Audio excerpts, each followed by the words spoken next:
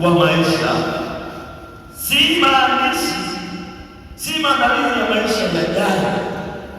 Kuna jambo moja linaitwa Dewey alisema elimu endelevu ni endelevu unaomsaidia kujifunza kupitia maisha ya kila siku na kutatua matatizo ya jamii. Elimu ni mchakato wa maisha.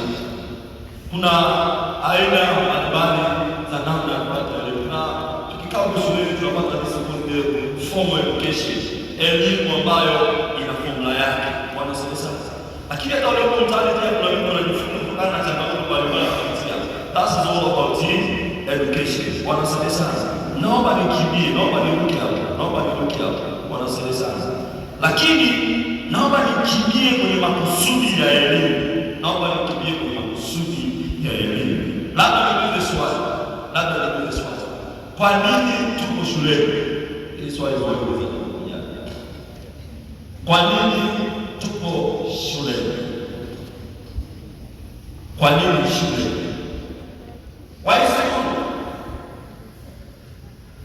Kwa nini shule? Kwa nini madaftari? Kwa nini unaenda pale mwalimu anakufundisha na kwambia inama chini na wako wale hapa. Ukimbii bado unaendelea kubakia pale pale. Mwalimu anasema wako unaenda pale unaduru mpaka mchuzi unatoka kibando wote shule. Wote elimu ya fo.